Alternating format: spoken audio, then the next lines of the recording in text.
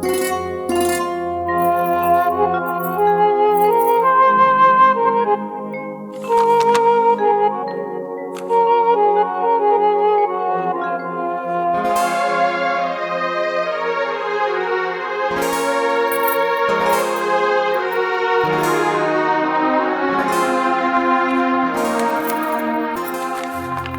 घ्या साईबाबाचा प्रसाद. तुमचं काम सफल होईल. साईबाबांचा प्रसाद तर ठीक आहे, पण आज मंत्री कांता प्रसादचा प्रसाद जर मिळाला तर खूप छान. अरे, तुम्ही समीरला आणण्यासाठी एअरपोर्टवर नाही गेलात? दीपा डार्लिंग, समीर आता काही दूध पिणारा मुलगा नाहीये. अगं, तुला तर वाटतं की अजूनही तो केजी मध्येच आहे, आणि तो सरळ घरीच तर येणार आहे ना. येईल. पण तुम्ही गेला असतात तर त्याला बरं वाटलं असतं. डार्लिंग, विचार कर. अगं, मंत्री चीन बरोबर मोठ्या प्रोजेक्ट साठी आमची खूप मोठी मीटिंग आहे. I am getting late. Please don't worry. Bye. Meeting meeting meeting, जेव्हा पाहू तेव्हा मीटिंग. अरे, 3 वर्षांनंतर येतोय तो. जर त्याला घ्यायला गेले असते तर किती खुश झाला असता तो.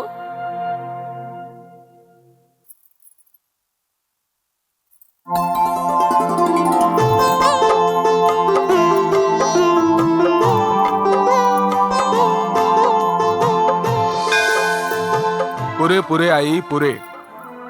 हे भारतीय रीतिरिवाज मला सुद्धा आवडतात, पण तू एका टिपिकल इंडियन मॉम सारखी अशी बोलू नको की अमेरिकेहून मी बारीक होऊन परत आलोय. अमेरिकेत मला बरोबर जेवण मिळालं नसेल. जर का अमेरिकन्सनी हे ऐकलं ना आई, तर भारतीयांना विजा देणं बंद करतील. चांगलंय, बरं झालं. कमीत कमी मुलं आपल्या आई वडिलांपासून दूर तर नाही राहणार. आणि काय कमी आहे आपल्या देशात? सगळं तर आहे आपल्या भारतात. काय नाहीये ते सांग. भारत सर्वात चांगला देश आहे बेटा. आणि सगळ्यात चांगली आहे माझी आई. जगात कोणाला कोणाची आठवण येवो ना येवो, पण आईचं नाव ऐकताच कठोरात कठोर माणसाचं मन ही वितळतंय. परंतु डॅड पण कमाल आहे. 3 वर्षापूर्वी मी इथून गेलो तेव्हा एअरपोर्टला सोडायलाही नाही आले, आणि आता मी जेव्हा परत आलोय मला रिसीव्ह करायलाही नाही आले. ते येणारच होते बाळा, पण त्यांना काहीतरी महत्वाचं काम आलं. हॅलो माय बिग ब्रदर. हॅलो छुटकी, कशी आहेस तू? एकदम ठीक. अरे, पण तू एकटाच आलास का? कोणाला बरोबर घेऊन यायला पाहिजे होतं का? अरे मग काय, 7 समुद्रापलीकडून आलास. एखादी विदेशी परी तरी आणायला हवी होतीस. दुरून सगळ्यात सुंदर दिसतात, पण जवळ गेल्यानंतर लक्षात येतं all that shines is not gold. तुम्ही दोघं बोलत बसा, मी नाश्ता घेऊन येते. ठीक आहे. हो आई.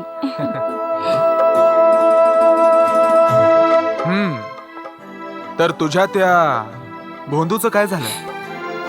त्या भोंदूचं एक नावही आहे, पंकज श्रीवास्तव. श्रीवास्तव म्हणजे की काय असतं? का? कायस्त्र असणं गुन्हा आहे? माझ्या नजरेत तर नाहीये, पण डिअरेस्ट डॅडींच्या नजरेत कायस्थ असणं तेवढं डिअर नाहीये. त्याला रेनडिअर समजून ते इथून त्याला पळवून लावतील. ठीक आहे, मग मी त्या रेनडिअरच्या मागे मागे धावत राहीन. वाव. आणि डॅडी बंदूक घेऊन तुम्हा दोघांच्या मागे धावतील. What a site. याच गोष्टीचं तर मला दुःख आहे. डॅडी लग्नाची परमिशन कधीच नाही देणार, आणि मी पंकजला कधी सोडू नाही शकणार. So how do we solve this problem? बस, मी तर सर्व काही साईंवर सोडून दिलं आहे. करता धरता तर तोच आहे ना. काही नाही करणार आहे तो तुझा साई. बस लोकांना मूर्ख बनवतो आणि त्यांचे खिसे रिकामे करतो. That's all. तू पण डॅडींची भाषा बोलायला लागलास. काय करू, त्यांचाच तर मुलगा आहे. पण एक गोष्ट सांगू, God help those who help themselves. जोपर्यंत तू इनिशिएटिव्ह घेणार नाहीयेस तोपर्यंत साई सुद्धा तुझी कशी हेल्प करतील? मी काय करू तूच सांग. पळून जा. घर सोडून पळून जा आणि त्या भोंदू बरोबर लग्न करून घे. जसा वेळ जाईल तसा डॅडींच्या कठोर हृदयाला पाजर फुटेल. मग ते तुला आणि तुझ्या नवऱ्याला दोघांनाही स्वीकारतील. My simple. Brother, it is easier said and done. आकाशाला पाजर फुटेल पण डॅडींच्या हृदयाला नाही.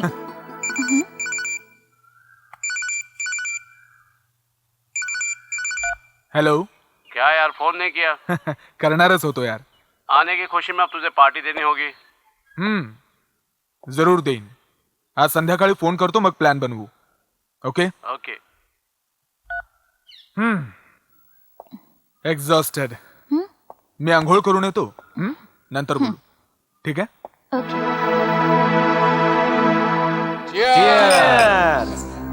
कॉंग्रॅच्युलेशन सारंग साहेब, तुमचं ड्रीम प्रोजेक्ट पास झालं. थँक्यू. याकरता तुम्हाला पेळगावकरांना थँक्यू म्हणावं लागेल, ज्यांनी एवढा कठीण प्रोजेक्ट पास करून घेतला मंत्रालयातून. येस, तुम्ही बरोबर बोलताय. काही माणसं तर मंत्रिमंडळात नसताना सुद्धा सरकारी कामं एकदम इझिली पास करून देतात. त्यात त्यांचा हात आहे. पण हा टाइम बाउंड प्रोजेक्ट जर करेक्ट टाइमली मार्केटमध्ये आला ना, तर आमची ही कन्स्ट्रक्शन कंपनी तर नंबर 1 होऊन जाईल. जेंटलमॅन. सारंग हा. साहेब, तुम्ही इन्व्हेस्टमेंटची चिंता करूच नका. जेवढी हवी तेवढी मिळून जाईल. फक्त एक गोष्ट सांगा की तुम्ही हा प्रोजेक्ट सुरू कधी करताय?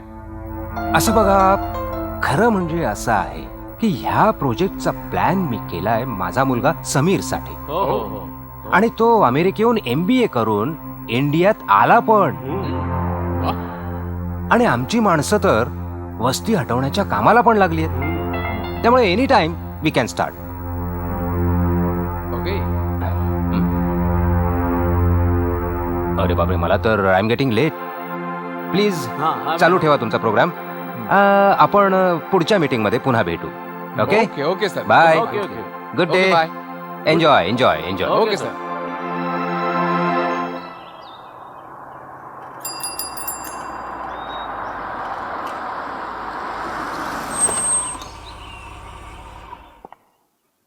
समीर, अरे बाळा समीर, तू कुठे आहेस? हा समीर. सारंग, अरे पिळगावकर, तू केव्हा आलास? तुझी नमस्कार. अरे मी तर तुझा प्रोजेक्ट पास झाला म्हणून शुभेच्छा द्यायला आलो होतो. इथं आल्यावर कळलं समीर आलाय. तुम्हाला सांगितलं पण नाही. अरे यार, तो आजच आलाय. अरे मी पण त्याला अजून भेटलेलो नाहीये. तू भेटशील कसा? त्याला एअरपोर्टवर घ्यायला गेला असतास तर भेटला असतास ना. हे बघ, तुला तर माहितच आहे की मी समीर साठी काय काय विचार करून ठेवलाय. बस त्याची यायची खोटी होती. अरे मला माहितीये, मला सांगितलं असतं तर मी एअरपोर्टवर न्यायला गेलो नसतं का? अरे पण तू. अहो भाऊसाहेब, यात वाईट काय आहे? तुम्ही गेलात, आम्ही गेलो, गोष्ट तर एकच आहे. शेवटी तो आमचा होणारा जावईच तर आहे. पण ते साहेब आहेत कुठे? हा, अहो, तो आपल्या मित्रांबरोबर पार्टी करायला गेलाय. घ्या. ओ. साहेब आले नाहीत आणि मित्रांबरोबर पार्ट्या सुरू. बघा, बाप इथे त्याची वाट बघत बसलाय आणि मुलगा आपल्या मित्रांबरोबर पार्ट्या अरे झोडतोय. यार, मग काय झालं? आपण इकडे पार्टी करूया. अरे आपल्याकडे तर 2 कारण आहेत. एक तर तुझा प्रोजेक्ट पास झालाय, दुसरा समीर परत आलाय. Let us Let's celebrate. celebrate. आज तू खूप दिवसाने भेटलास, मजा आली. हा, बरं, ऐक ना मला. एक खरंच मजा आला. एक म्हणजे एक गोष्ट आहे.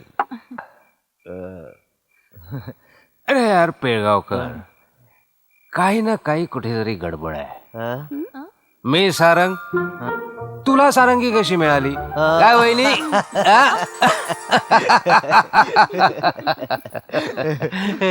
खरं बोललास. काय हो वहिनी, तुम्ही इतकी सुंदर पार्टी दिलीत आणि ह्यात तुमची मुलगीच नाहीये. सुप्रिया कुठे दिसत नाहीये? ती तरुण मुलगी आहे, इतक्या रात्री घराच्या बाहेर. असं मला म्हणायचं नव्हतं हो, पण काही बरं वाईट झालं तर? हे बघ सारंग, मी माझं वचन पूर्ण केलंय. तुला एवढा मोठा कॉन्ट्रॅक्ट देऊन आता तूही तुझं वचन पूर्ण कर. काय, माझ्या निशाचं लग्न तुझ्या समीर बरोबर लवकरात लवकर लावून टाक. काय? अरे मित्रा, अरे मी कुठे नाही म्हणतोय. अरे अजूनपर्यंत समीरला भेटलो सुद्धा नाहीये.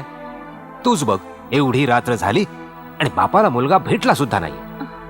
येईल येईल सारंग जाणार कुठे तो. तू त्याला भेट आणि त्याला तुझा निर्णय सांगून टाक. कळलं आता.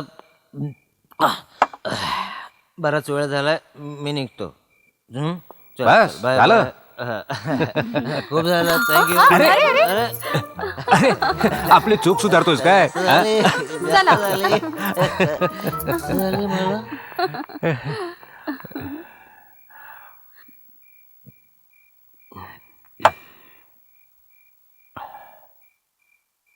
रात्रीचे 11:30 वाजले आहेत.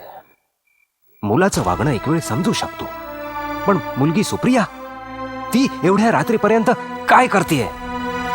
लोक कळत नाही काय काय बोलत असतील. बस हेच संस्कार केलेस तू. चला.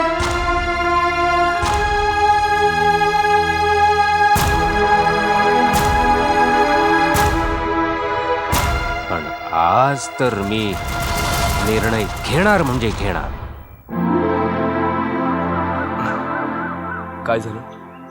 एवढी शांत का बसलीस? पंकज, मला नाही वाटत की माझे डॅडी आपल्या लग्नाला परमिशन देतील. ते जुन्या रीतिरिवाजांचे आहेत. त्यांना आपला मान सन्मान आणि संपत्तीचा खूप अभिमान आहे. त्यात एवढी मोठी काय गोष्ट आहे? ही is a self made man, आणि प्रत्येक माणसाला त्याच्या तत्वावरती चालण्याचा पूर्ण अधिकार असतो. पण कोणा दुसऱ्याच्या तत्वांवरती चालणं, दिस इज रॉंग. याच गोष्टींची तर मला भीती वाटते पंकज. ते आपल्या तत्वांसाठी आपल्या लोकांचाही बळी देऊ शकतात. He is a very optimistic man. तसे आम्ही सुद्धा काही कमी धीट नाही आहोत. आम्ही त्यांच्याकडून तुमचा हात मागूनच घेऊ, आणि मला पूर्ण विश्वास आहे ते आपल्या खऱ्या प्रेमासमोर नक्कीच नमतील. तू माझ्या डॅडींना नाही ओळखत पंकज. ते असे आहेत की मोडतील पण वाकणार नाहीत. प्रयत्न करण्यात काय हरकत आहे सुप्रिया? असल्या प्रयत्नांचा काय उपयोग ज्याचा परिणाम आपल्याला माहीत आहे. डॅडी माझ्यावर खूप प्रेम करतात. त्यांना माझं लग्न त्यांच्या करोडपती मित्राच्या एकुलत्या एका मुलाशी करवायचंय. ही तर आनंदाची गोष्ट आहे. एक रोडपती मुलापेक्षा करोडपती मुलगा नक्कीच चांगला आहे. हे व्हॉट्स युअर प्रॉब्लेम यार? The problem is that I love you Pankaj. You know, तुझा प्रॉब्लेम आणि माझा प्रॉब्लेम एकच आहे. काय करावं आपण आता तूच सांग.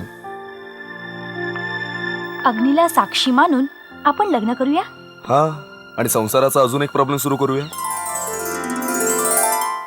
या नवीन प्रॉब्लेम मध्ये एक आगळं वेगळं प्रेम लपलं आहे पंकज, जो आपल्या जीवनाचा सारांश आहे. यार सुप्रिया, ही तुझी फिलॉसॉफी बंद कर आता. चल कुठेतरी फिरायला जाऊ. चल.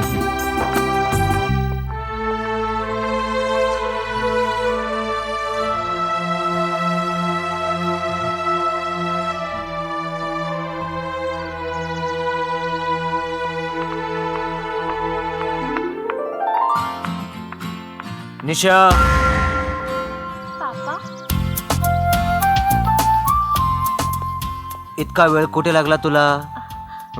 सॉरी बाप्पा, माहितीये आज माझ्या लाईफचा सर्वात इम्पॉर्टंट दिवस होता. आज मी लाईव्ह रिपोर्टिंग केली. हा, लाईव्ह रिपोर्टिंग. अरे लाईव्ह रिपोर्टिंग करायला अख्खा लाईव्ह पडलेला आहे. आता वेळ निघून गेली ना तर अख्ख्या आयुष्यभर रिपोर्टिंग करत बसशील, सांगून ठेवतो. तुम्हाला म्हणायचंय काय पापा? जरा स्पष्ट बोला ना. अरे बेटा, तुला माहित नाही? अरे समीर अमेरिकेहून आलाय आणि मला असं वाटतं. समीर? हा. समीर अमेरिकाहून आला? हा. कधी? कसा आहे तो? हे बघ, समीर तुला पसंत आहे ना? निशा, तो मुलगा कोण होता ग? अरे तो तो तो दीपक होता, माझा मित्र. He is like a good friend. Okay मामा, आता मी जाते, मला फ्रेश व्हायचंय. ओके.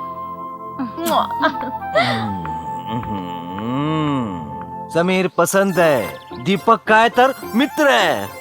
मला तर काही कळतच नाही या पुढच्या डोक्यात काय चाललंय. आणि तुला तर काही कळतच नाही की कोणाला कधी कसं काय काय विचारावं. आता मी काय केलं? हा, आता तू मलाच विचार. आता तू परमिशनच का दिलीस त्या दीपक बरोबर फिरायची? अरे ती रिपोर्टर बनून सगळ्या दुनियाची पोल खोलते. मला तर भीती वाटते की कधीतरी माझीच पोल खोलेल. ओम साईराम, साईराम. बाबा, काय बेटा? हा घ्या प्रसाद. ओम साईराम. अहो पंडित महाशय, पंडितजी तुम्ही काहीही बोलू नका, आधी प्रसाद घ्या. अगं मी तोंड उघडलं नाही आणि काय बोललो सुद्धा नाही. मला माहित आहे की तुम्ही काय सांगणार ते. हेच की बाबा तुमची मुलगी एवढी मोठी झाली काही मुलगा वगैरे बघितलात की नाही. अगं मुली, मी तुला हेच तर सांगणार होतो, पण तुला कसं समजलं? घ्या आता. पंडितजी तुम्हाला आणखी दुसरं कामच काय आगीत तेल ओतण्याशिवाय. अहो अहो पंडितजी, बघा ना तुमची मुलगी कशी बोलते. अरे बाबा, आता मध्ये मी काय बोलणार? प्रश्न तुम्ही केलाय, उत्तर पण तुम्हीच द्या. चला बाबा आपण घरी जाऊया. चल बेटा, तू पुढे हो, मी येतो. चल.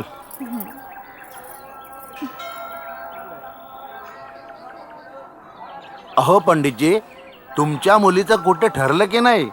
अरे बाबा, तू नेहमी हाच प्रश्न विचारतोस म्हणून प्रेरणा तुझ्यावर नाराज होते. अख्ख्या गावाला माहिती आहे तिला मंगळ आहे, आणि तसा मुलगाही मिळायला हवा ना. जर जवळपास नसेल मिळत तर कुठे नातेवाईकांमध्ये बघा ना. मला कुणाशीच काही बोलायचं नाहीये. मी फक्त सायन्सशीच बोलतो. अरे तिने फक्त जन्म माझ्या घरी घेतला, परंतु ती सायन्सची प्रेरणा आहे रे. मला आता हेच पाहायचंय की आपल्या प्रेरणाच्या बाबतीत साईनी काय ठरवलंय ते.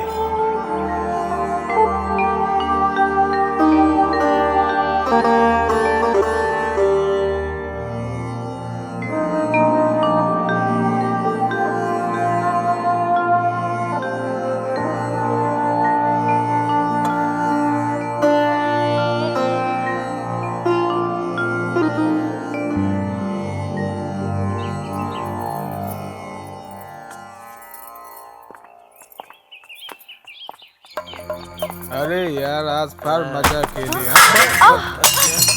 Sorry sorry sorry. तुम्हाला कुठे लागलं नाही ना? हात नको लावू. एकतर दारू पिऊन मंदिराच्या बाहेर फिरताय आणि वरून मुलींची छेडछाड करताय. हा कायद्याने गुन्हा आहे, कळलं? हे बघ, लेक्चर नको देऊ. हा, आम्हाला जे करायचंय ते आम्ही करू. अरे ज्यांना धक्का मारायचंय त्यांना आम्ही धक्का मार. ए मिस्टर, तोंड सांभाळून बोलायचा. हा रस्ता तुझ्या बापाचा नाहीये. मुलींशी कसं बोलायचं ह्याचीही शिस्त नाहीये तुला.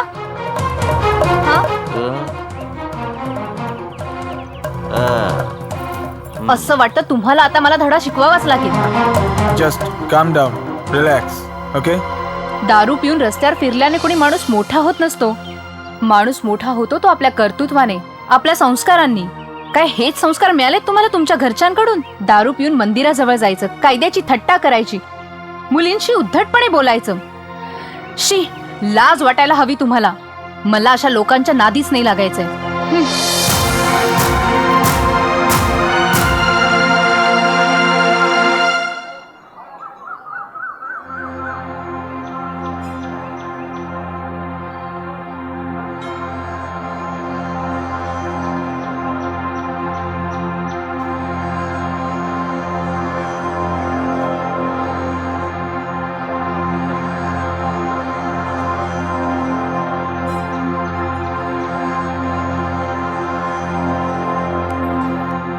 हे तू भाऊ आहेस का?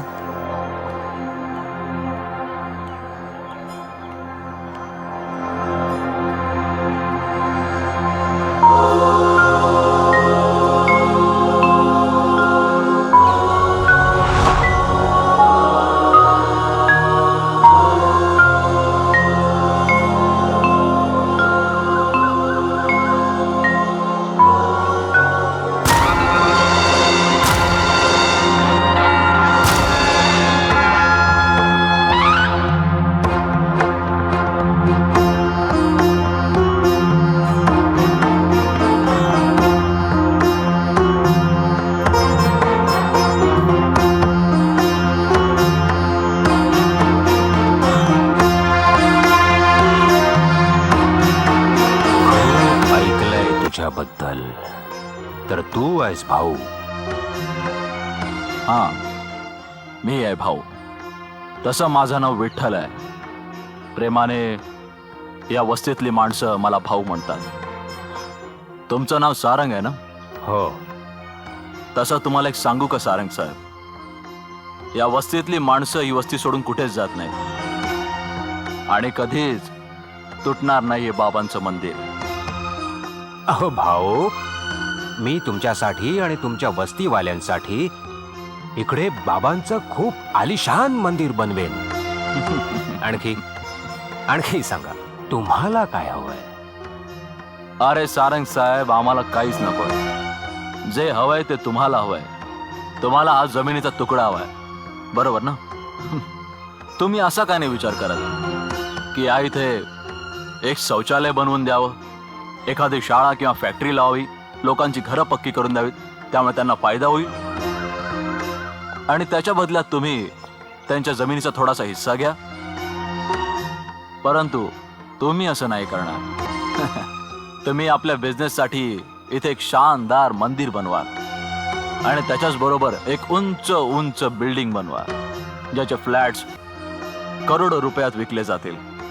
मग तुमचे ते श्रीमंत लोक या मंदिरात येतील आणि जेव्हा कधी या गरीब लोकांना मंदिरात जायचं असेल तेव्हा हे श्रीमंत लोक म्हणतील, बाबा खूप वास येतोय.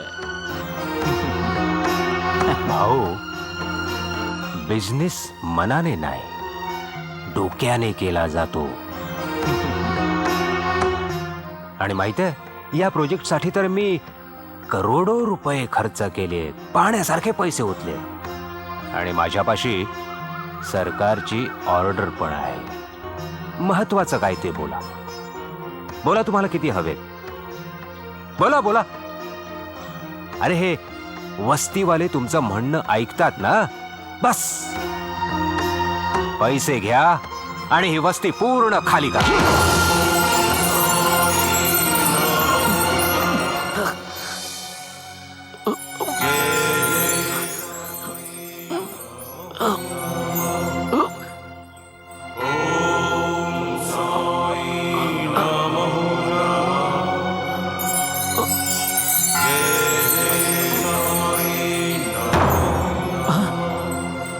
सद्गुरु साई नमो नमो, जय जय साई नमो.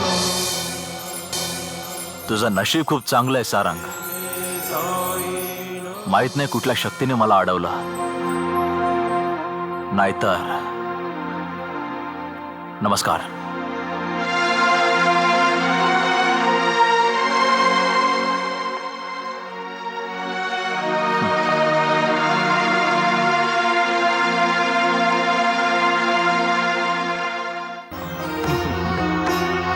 मी इकडे तुझ्या भविष्याचं प्लॅनिंग करतोय आणि तू आहेस की आपल्या मित्रमंडळींबरोबर आउटिंग्स आणि पार्ट्यांचे प्लॅन करतोयस. बाळा, इथे एक एक क्षण इतका इम्पॉर्टंट आहे आणि तू तू आपल्या मित्रांबरोबर आपला वेळ वाया घालवतोयस. सांग ना, काय गरज होती तुला शिर्डीला जाण्याची? अहो अहो आता जाऊन द्या ना, बाबा नसता भेटायला गेला होता ना. हो हो, तू तर गप्पच राहा. तुझ्या तर काही लक्षातच येत नाहीये. अगं, ह्याच्या विश्वासावर मी एवढा मोठा प्रोजेक्ट घेतला आणि हा आहे की ह्याला आपल्या मित्रमंडळींपासून फुरसतच नाहीये. Come on dad, I mean please cool down. यात एवढं टेन्शन घेण्यासारखी काय गोष्ट आहे डॅड? अरे टेन्शन मला कुठे, टेन्शन तर तो भाऊ देतोय. हाय समीर. कसं काय बेटा? Hi, how are you? I'm fine. Hello uncle. Hello बेटा. And you're looking fine too. Thank you thank you. चल, should we going? Yeah, why not?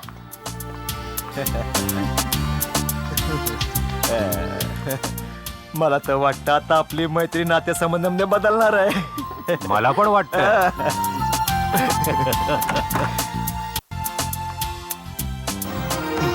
मग काय अभ्यास केलास अमेरिकेत? पुस्तकही वाचलीस की फक्त मुलींचे चेहरेच वाचत होतास? तशी तू एकदम बदललेली नाहीयेस निशा. अजूनही त्याच गोष्टी. हो हो, अजिबात नाही बदलले. याचा अर्थ असा का की मी प्रोग्रेस नाही केला? असं म्हणायचं नव्हतं मला. तू भरपूर प्रोग्रेस केलेला आहेस. आय मीन, पहिल्यापेक्षा जास्त सुंदर दिसतेस. हो हो, खूपच छान तऱ्हेने फ्लर्ट करायला शिकलायस. चला, अमेरिकेला जाण्याचा काहीतरी फायदा झाला. बरं एक सांग, अगदी खरं हा, तिथे एखादी मुलगी मिळाली का?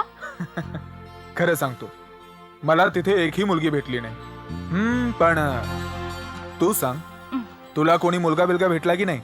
नाही यार, हे सगळं करायला इथे वेळ कुणापाशी आहे? असं कुठल्या कामात एवढी बिझी असतेस तू?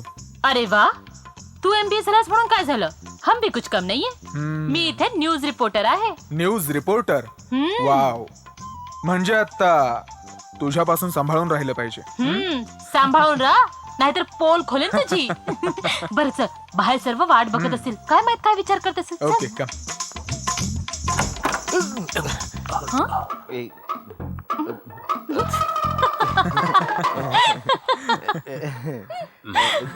चल.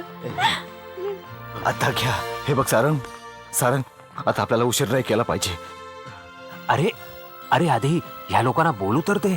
अरे यार, किती वेळ बोलायला त्याचं त्यांना? असेच बोलत बसले तर हातात वेळ निघून जाईल ना. आणि मध्ये काय प्रॉब्लेम झाला ना तर मला तोंड टाकायला जागा उरणार नाही. काही होणार नाही. चल अरे चल, चल. मी काय सांगतो ऐकून तर घे. ओम साईराम, ओम साईराम. 10:30 वाजले. किती उशीर केलात तुम्ही? आता चला हातपाय धुवून घ्या, मी तुमच्यासाठी जेवण गरम करते. ठीक आहे बेटा, ठीक आहे. त्याचं काय झालं की ते ओम साईराम, ओम साईराम, ओम साईराम. ओम साईराम. ये बेटा, ये बेटा. ओम साईराम, ओम साईराम.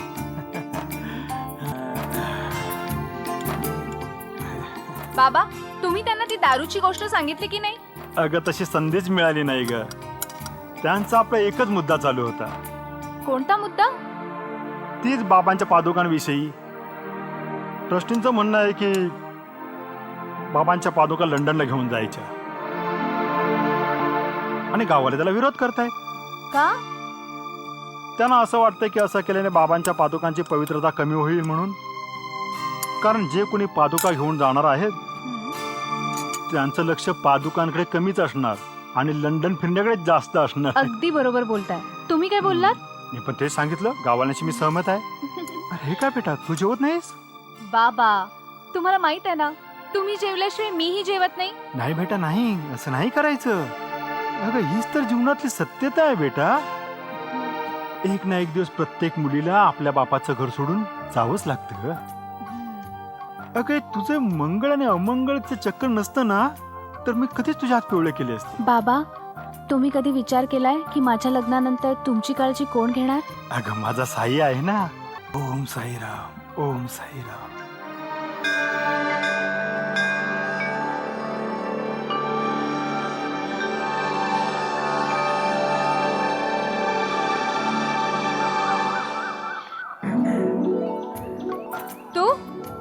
तू इकडे काय करतोयस?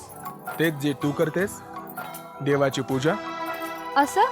मग डोळे का नाही बंद केलेस? ते ऍक्च्युली मला फक्त एवढंच बघायचं होतं की देव बाप्पा माझ्या प्रेमाला स्वीकारतायत की नाही. चांगल्या मनाने मागशील तर बाबा कधीही तुला निराश नाही करणार. खरंच? तर मग ठीक आहे. डोळे बंद करून अगदी मनापासून मी माझं प्रेम मागतो. प्रेम ही पण काही मागण्याची गोष्ट आहे? ते तर असंच होतं. अच्छा, तर मग समज की मला हे झालंय. कोणाशी? बाबांशी? नाही, तुझ्याशी. काय? तू वेडा तर नाही ना झालाय? ऍक्च्युली तुझ्या प्रेमात वेडा झालो. त्या दिवशीच्या ऍक्सिडेंटने माझे डोळे उघडले. मी डिस्को किंवा नाईट क्लबला जायचो प्रेम शोधायला, परंतु ते प्रेम नव्हे, वासना होती. जर तुम्ही रागावणार नसाल तर तुमचं नाव जाणून घेऊ शकतो? नाही, माझ्या नावाशी तुला काय करायचंय? कदाचित मनाला आनंद मिळेल. मनशांती हवी असेल ना तर बाबांची पूजा कर. तेच तर करण्याची इच्छा आहे, परंतु तुझ्या माध्यमातून. ऐका, हे बघ, माझा पाठलाग करू नकोस. ओके. काका, सुखी राहा. नमस्कार करते.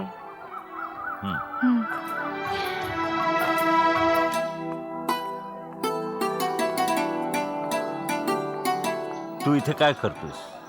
हो ते बस असंच. इथे असंच कोणी येत नाही. तुझी मनोकामना पूर्ण होईल. साई तुझं भलं करतील. जी. काय झालं? काय बघतोस? हो ते तुम्ही त्या मुलीला ओळखता का? सगळं माहिती आहे. इथल्या सगळ्या लोकांना ओळखतो मी. हो. ती पंडितजींची मुलगी आहे प्रेरणा. तो जो समोरचा रस्ता आहे ना, त्याच्या मागे जो रस्ता आहे तिथे राहते. अच्छा, ठीक आहे काका. थँक्यू काका, थँक्यू.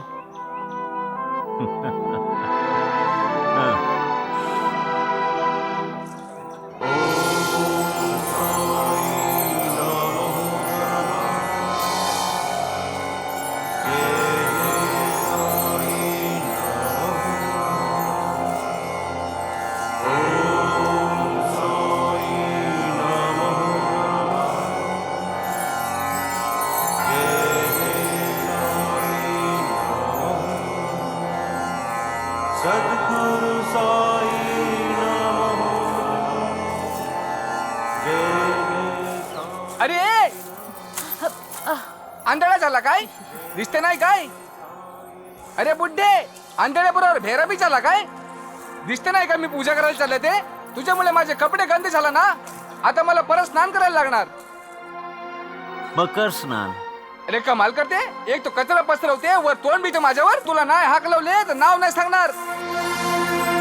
नाव काय तुमचं महाशय? चला हो, आपण दर्शनाला आलोत. ह्याच्या तोंडी कशा लागता? बुड्ढे, तुला हे शिर्डीतून हाक लावूनच दाखवते मी. अरे तुम्ही आपापसात का भांडता? साईबाबांचे दर्शन करायला आलायत, मग दर्शन करून निघून जा. त्यातच खुशी मानवा.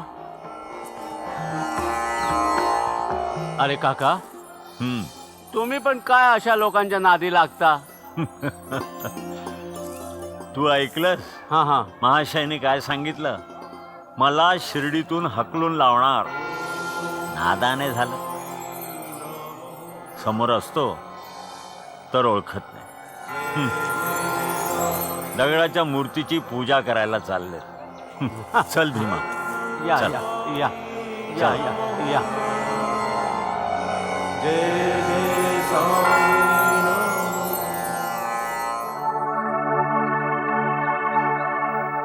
देवळातून आलीच बेटा? हा बाबा, प्रसाद घ्या. ओम साईराम. माहितीये बाबा, आज मला मंदिरात तोच दारुडा भेटला होता आणि माझी माफी सुद्धा मागत तू होता. त्याला क्षमा केलीस की नाही? मी अशा लोकांना कधीही माफ करत नाही. अगं बेटा, बाबा हेच सांगत असतात, अज्ञानाला नेहमी क्षमा करावी. बाबा, ह्यात कसला अज्ञानपणा? दारू पिऊन मंदिरात? तसं नाही बेटा. हे बघ, बाबांनी त्याच्या मनामध्ये चांगली भावना जागृत केली. तो देवळात आला, तुझी क्षमा मागितली आणि मग तू इथे काय करतोयस? जा इथून. बेटा, नाही नाही बेटा, घरी आलेल्याशी असं बोलायचं नसतं. हं? अतिथी देवो भव असं म्हणतात. जा जा, पाणी घेऊन ये जा. जा. नाव काय तुझं? समीर. कुठून आलात? मुंबईवरून. दर्शन घ्यायला आलात? ते मी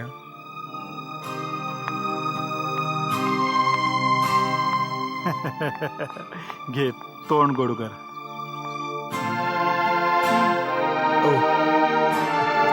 थँक्यू.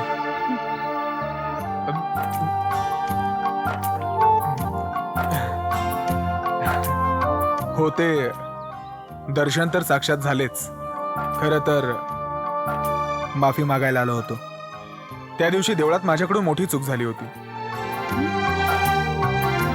मी यांच्याकडून माफी मागितली, परंतु या इतकी माफच करत नाहीत. आणि यांच्या वतीने तुम्हीच मला माफी दिलीत तर चला, माफ केलं. खरी गोष्ट अशी आहे बेटा, जो कोणी चांगल्या मनाने बाबांच्या दरबारात येतो त्याला कोणत्याही प्रकारच्या माफीची गरजच उरत नाही. मग पंडितजी, काय झालं? पाटीलच्या मुलीची तब्येत एकदम खराब झाली. त्यांनी तुम्हाला बोलावलंय. बरं, चल चला चला. ठीक आहे. हो, मीही निघतो. नको बेटा, नको. तू पहिल्यांदाच घरी आलास, जेवून जा. अहो पण अरे बेटा, तू जेवणाच्या तयारीला लाग. मी थोड्या वेळात जाऊन परत हा, येतो. चला रे.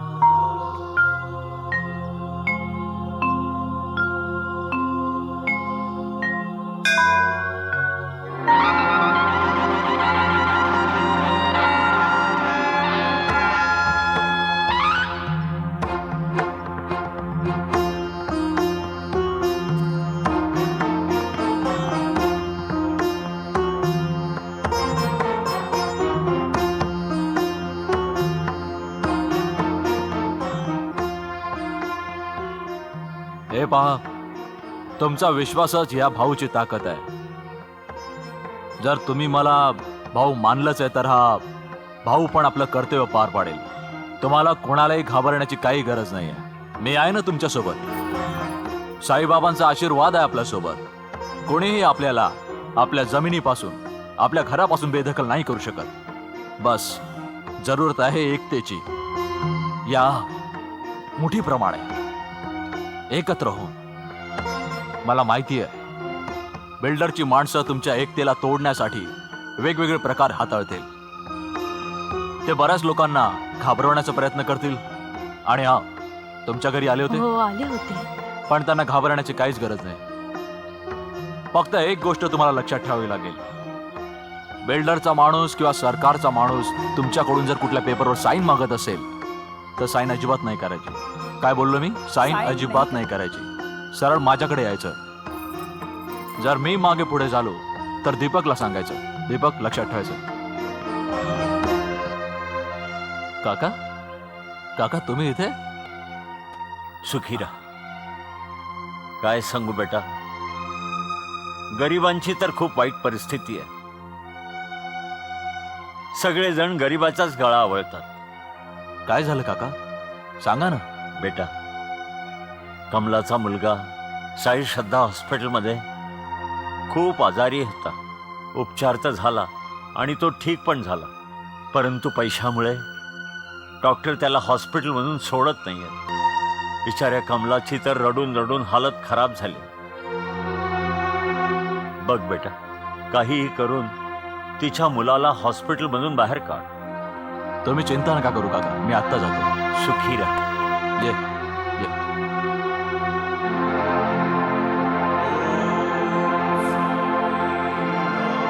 मंत्रीजी, आज जमीन सेक्शन करूनच टाका, मग 5 स्टार हॉस्पिटल आपलंच होणार. हा हा, का नाही. गरिबांना लुटा आणि 5 स्टार हॉस्पिटल बनवा. आपण कोण? भाऊ. I will call you back. आप कोण आहे जी? माझं नाव. काय तुम्ही ओळखत नाहीये ना? हे भाऊ आहेत, भाऊ. यांना काय झालंय? मला तर काहीच नाही झालं डॉक्टर साहेब, पण असं वाटतंय की तुमचा इलाज करावा लागेल. माझा इलाज? आपण डॉक्टर आहे? नाही, सर्जन आहे. तुमच्यासारखे डॉक्टर सोसायटीत आहेत ना, त्यांचं ऑपरेशन करतो मी. मी समजलो नाही. आत्ता समजवतो. तुम्ही मला नाही ओळखत, पण मी तुम्हाला चांगल्या प्रकारे ओळखतो. आजपासून 5-6 वर्षांपूर्वी तुम्ही 10x5च्या एका छोट्याशा क्लिनिक मध्ये काम चालवत होता, आणि आज एवढ्या मोठ्या क्लिनिकचे तुम्ही मालक आहात. कसं? ही तर सगळी साईबाबांची कृपा आहे. अरे म्हणूनच तर मी माझ्या नर्सिंग होमचं नाव साई कृपा ठेवलंय. साई कृपा. अरे नाव बाबांचं ठेवतो आणि लोकांना लुटतोस. ए डॉक्टर, तू तर सगळ्यांचे रिपोर्ट लिहितोस. जेव्हा मी तुझा रिपोर्ट लिहीन तर तो तुला खूप महाग पडेल. ए दीपक, काय नाव आहे त्या मुलाचं? सचिन तांबे. हा, त्या सचिन तांबेला डिस्चार्ज का नाही केलं अजून? अरे त्याने चार्ज नाही, मला डिस्चार्ज कसा करणार? ए डॉक्टर, नॉर्मल फीवरला जॉन्डिस दाखवून तू त्याला 10 दिवसांपासून इथे ठेवलंयस, आणि तू जी त्याला औषध दिलीस ती पण मला माहिती आहे. दीपक, सचिनला घेऊन ये. हा भाऊ, लगेच घेऊन येतो. हे बघा तुम्ही माझ्यावर दादागिरी करताय. मी आता पोलिसांना फोन करतो, थांबा. अरे जिथे भाऊ जातो तिथे पोलीस जात नाही. आणि जर तू आता सरळपणे नाही समजलास तर तुझं स्टिंग ऑपरेशन नक्की आहे. किती पैसे? तुम्ही असंच घेऊन जा ना त्याला. असं का घेऊन जाऊ? जो हिशोब झालाय तो सांग. अरे तुम्ही लोक तर काहीच झाले नसताना डॉक्टरचे व्हिजिट करतात, त्याचे सुद्धा पैसे लावता. किती पैसे झाले? 7,000 देऊन टाका. 7,000? आणि तुम्ही त्याच्या आईकडून किती मागितलं? हा, 35,000. अरे काहीतरी विचार करा. कोणाकडे मागताय, किती मागताय? ती बिचारी गरीब बाई दुसऱ्यांच्या घरची भांडी घासून आपला निवारा करते, आणि तुम्ही लोक. हे डॉक्टर, जर का मी पुन्हा ऐकलं की तू एका गरीबाकडून उगाच पैसे घेतलेले आहेस तर मी तुझं स्टिंग ऑपरेशन करून टाकेन. आणि हा, 10 मिनिटात पेपर तयार झाले पाहिजेत.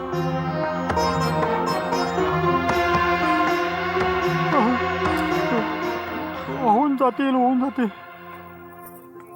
नमस्कार ताईसाहेब. हे बरोबर आलं. भाऊ, देव तुमचं भलं करेल.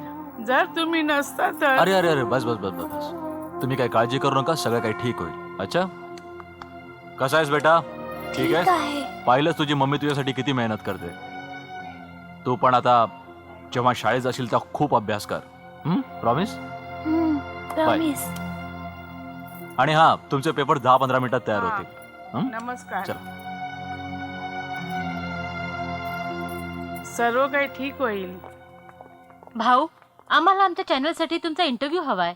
इंटरव्ह्यू? अरे मी असं काय काम केलं की तुम्ही माझा इंटरव्ह्यू घेताय? तुम्ही साईबाबा नगरच्या गरीब लोकांसाठी लढलात आणि त्यांची मदत केली. अरे त्यात काय एवढं मोठं काम आहे? वस्तीतले लोक गरीब आहेत, त्यांची मदत करणं माझं कर्तव्य आहे. बस त्यांना एक कोणीतरी माणूस हवा आहे जो त्यांच्या गोष्टी पुढे नेईल. आणि त्याच्यासाठी मला पब्लिसिटीची काही गरज नाही आहे. आणि मला नाही वाटत माझी कुठली गोष्ट पेपरमध्ये किंवा टी व्हीमध्ये यावी. मी कुठला पॉलिटिशियन तर नाही आहे. हे तर सगळं पॉलिटिशियनचं काम आहे. हा, आता बोला भाऊ प्लीज, लोकांना इतकं तर कळलंच पाहिजे की आपण लोकांसाठी इतकं मोठं काम करताय. निशा, सुरू कर इंटरव्ह्यू. आता समजलो. तर हे तुझं काम आहे. एक गोष्ट सांगू, मला हे सगळं नाही आवडत रे. चल जाऊया. चलो, थँक्यू. नाडकर्णी साहेब, काका तुमचं काम सगळं झालंय. 10-15 मिनिटात तो रिलीज होईल. मला माहिती होतं हे काम तूच करू शकतोस, म्हणूनच तुझ्यावर सोपवलं हे काम. अच्छा काका, येतो मी. थोडंसं काम बाकी आहे. तुझं भलं करेल. हा, अच्छा, चल.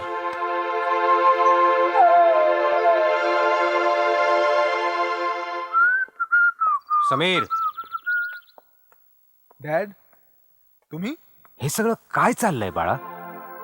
अरे तू कधी रिस्पॉन्सिबल होणार आहेस? कधी होणार तुला तुझ्या जबाबदारीची जाणीव? वाह, जेव्हा बघावं तेव्हा आउटिंगला निघून गेला, जेव्हा मनात आलं पार्टीला गेला. शेवटी शेवटी हे सगळं कधीपर्यंत चालू राहणार? हे बघ बाळा, मी तुला आधी पण खूप रिलॅक्स डॅड. मीही तुम्हाला सांगितलं होतं ना डॅड, मी आताच तर आलोय. इतक्या लवकर तुम्ही मला बिझनेस मध्ये इन्व्हॉल्व केलं.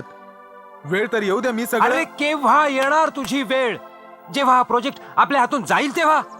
डॅड, माझं ऐकून तरी घ्या. बाळा, आता तुला तुझ्या जबाबदारीची जाणीव व्हायलाच हवी. अरे सारंग, कशाला त्याच्या डोक्यावरती जबाबदारीच्या मिऱ्या वाटतोयस? आधी त्याला त्याचं आयुष्य तर जगू दे. आले पिळगावकर महाराज, या. आता तुम्ही पण माझ्या जखमेवर मीठ चोळा.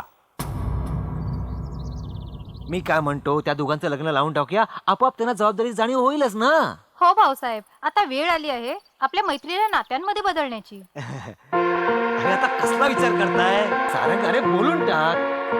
निशा आणि समीर, हे बघा, आम्ही सगळ्यांनी मिळून हा निर्णय घेतलाय की आता तुम्हा दोघांचं लग्न व्हायला हवं.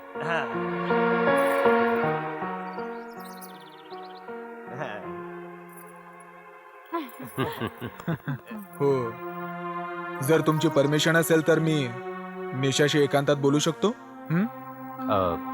हो, जाऊ दे तिला. हा, जा. नक्की नक्की, जा जा बा.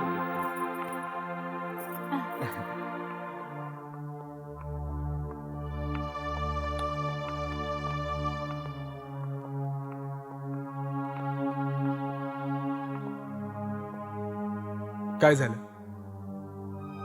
चेहरा का उतरलाय? जसं की तू खूप खुश आहेस. हे बघ समीर, तू माझा खूप चांगला मित्र आहेस आणि नेहमी राहशील, पण माझं दुसऱ्यावर प्रेम आहे. आणि म्हणूनच माझ्याशी लग्न नाही करणार आहेस, हेच ना? अजून त्याच्याकडे नोकरी नाहीये, म्हणून मी त्याला पापांशी भेटू नाही शकले. नाव काय त्याचं?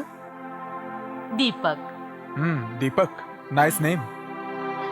आता मी तुला एक गोष्ट सांगू.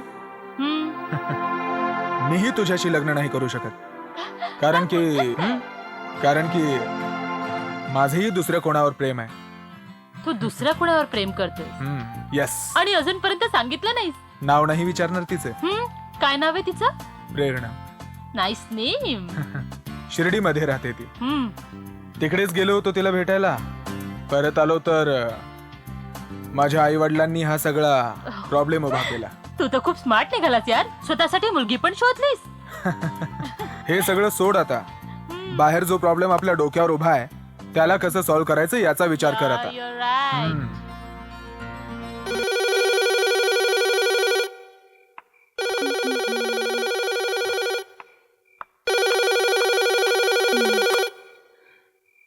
हॅलो. तुला माझा नंबर कसा मिळाला? मिळाला. हेच तर मी तुला विचारते, कुठून मिळाला? बस मिळाला असाच. आता हे सांग, तू कधी भेटतेस? तुला आणि मी कधीच नाही. तुला हसायला काय झालं? मग काय करू, तुझ्यासारख्या मूर्ख मुलीशी गाठ पडली आहे ना. आता बघ ना, मनातली गोष्ट समजून घेत नाहीयेस. विश्वास ठेव प्रेरणा. जेव्हापासून तुला पाहिलं ना तेव्हापासून हरवून गेलोय. समीर, तू वेडा नाही ना झालायस? वेडा नाही, बावरा झालोय.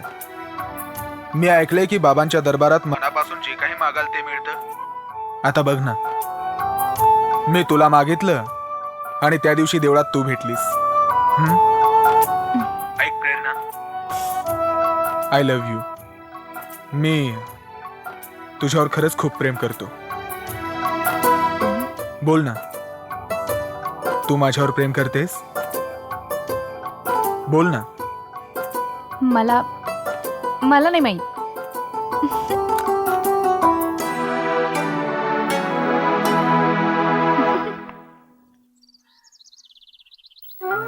बाबा, लहानपणापासून आजपर्यंत माझ्या जीवनात जे जे काही घडत आलंय, मी हेच समजलो की हे सर्व तुझ्या मर्जीनुसारच घडलंय. परंतु आज माझ्या जीवाची घालमेल का होते देवा? एका मुलीचा बाप या नात्याने आज मी कोणताच निर्णय घेऊ शकत नाही. साई, मला रस्ता दाखवा. साई, रस्ता दाखवा. साई, मला रस्ता दाखवा. माधव, बाबा, तुझी मुलगी प्रेरणाचं लग्न कोणा अमांगलिक बरोबर झालं तर अशुभ होईल. प्रेरणा माझी मुलगी आहे आणि दररोज माझ्या दारी येते, माझी सेवा करते. ती मांगलिक नाही आहे माधव, तिच्याबरोबर मंगळ आहे आणि हे विधीचं विधान आहे. मालिक आहेत ना, सबका मालिक एक है. बाबा, बाबा, मी स्वप्नात तर नाही ना? काही सत्य आहे? आपण साक्षात मला दर्शन दिलं. आपण माझ्या शंकेचं समाधान केलं साई. आता मी असल्या गोष्टीवर कधीच विश्वास ठेवणार नाही साई. तुम्ही सत्यकथन केलं तुम्ही. नाती तर परमेश्वर बनवतो. आपण धन्य आहात साई, आपण धन्य आहात. ओम साईराम, ओम साईराम, ओम साईराम, ओम साईराम. जय साईराम.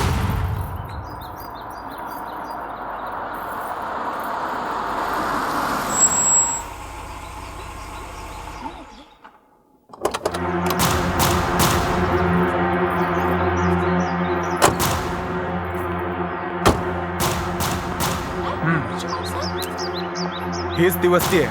हो समीर साहेब.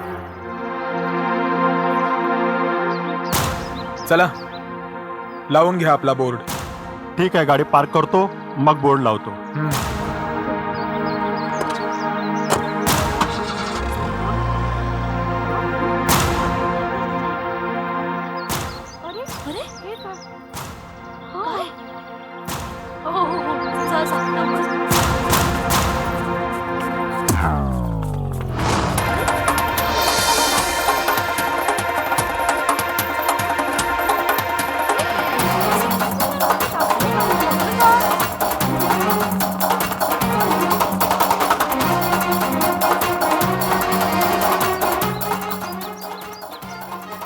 काय रे साल्या, धापा का टाकतोयस? काय झालं? असं चल, मला सांग, हा बोर्ड तू लावलायस का? तुला काय प्रॉब्लेम आहे? तसंही तू आहेस कोण? मी सांगतो तुला.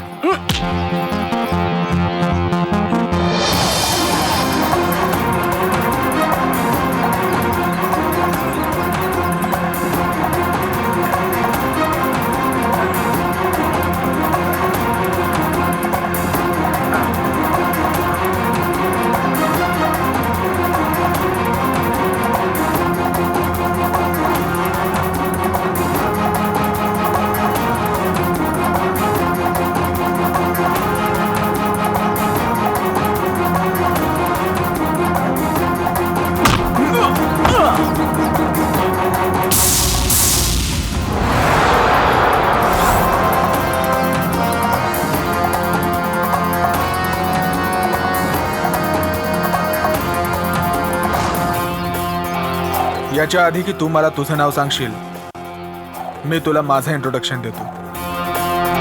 माझं नाव आहे समीर आणि हा बोर्ड माझ्या कंपनीचा आहे, पूजा इस्टेट. आणि हा, माझ्या वडिलांचं नाव आहे सारंग. अजून काही माहिती हवी आहे? तुझ्या बापानं या लोकांना फसवलं, खोटी आश्वासनं दिली, खोट्या कागदपत्रांवर यांच्याकडून सह्या घेतल्या. मी यांच्यावर अन्याय होऊ देणार नाही, समजलं?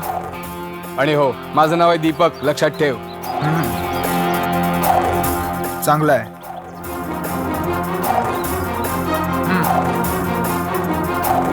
म्हणजे तू माझ्या रस्त्यात अडथळे निर्माण करणार? हो, करणार. काय नाव सांगितलंस? दीपक. एवढं समजून घे दीपक की अजून ही वेळ आहे, समजून जा. नाहीतर असं होऊन जाईल की या दीपकचा प्रकाश कायमचा विझून जाईल. समजलास? चल निघ आता. थांब रे. काय चाललंय? बापरे. बापरे, काय चाललंय?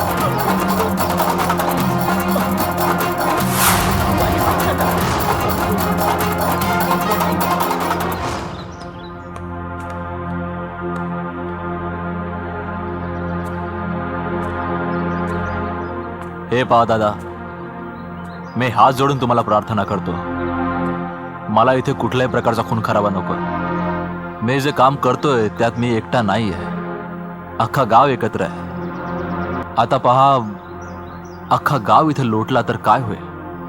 चांगलं हेच आहे की तुम्ही इथून निघावं. मी निघून जाऊ इथून? हां.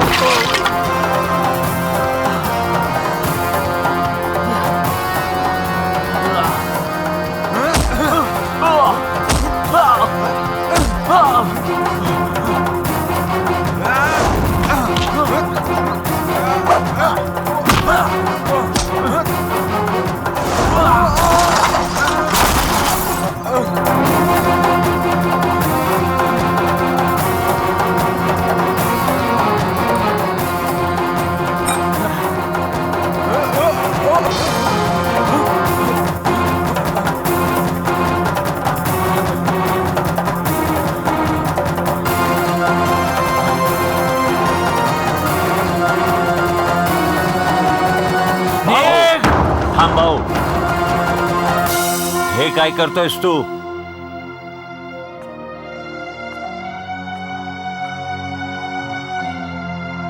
साईबाबांना आरती ओवाळणाऱ्या हाती तलवार, वडील मंडळींच्या पायाला हात लावणाऱ्या हाती तलवार नाही भाऊ. तू तर इथल्या लोकांचा मसीहा आहेस, मसीहा, त्यांना योग्य मार्ग दाखवणारा. भाऊ, इथली सगळी मुलं तुला आपला आदर्श मानतात. जर तुझ्या हातून काही गुन्हा घडला तर कोण सांभाळेल त्यांना? हा? आपणच तर त्यांना समजत नाही. पण हे लोक या गरिबांबद्दल का विचार करत नाहीत बाबा? का नाही? या जमिनीवर बिल्डिंग बनवायला बघतायत आणि इथल्या गरिबांना उचलून बाहेर फेकायचा विचार करतायत. बाहेर का? का इथली माणसं नाही आहेत? का हे लोक त्यांच्याबद्दल विचार करत नाहीत? मी बाबा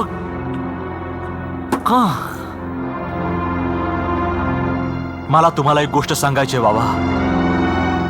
इथला गरीब माणूस सरकार किंवा दुसऱ्या कोणाच्याही जमिनीवर नाही बसलेला.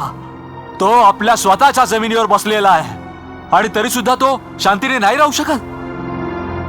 मी असं नाही होऊ देणार बाबा, कधीच नाही. भाऊ, तू आणि मी कोणाबद्दल विचार करणारे आपण कोण?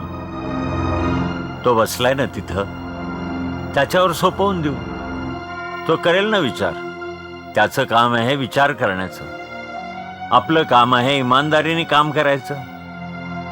आपण फक्त एक गोष्ट लक्षात ठेवायची, आपल्या हातून कुठलंही पाप होता कामा नये.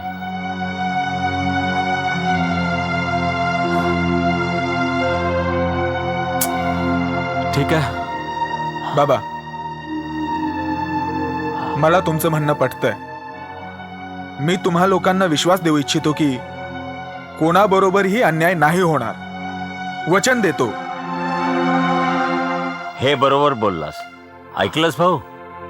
आता मला पूर्ण खात्री झाली आहे तुम्ही दोघं आता आपापसात भांडणार नाही. हात दे.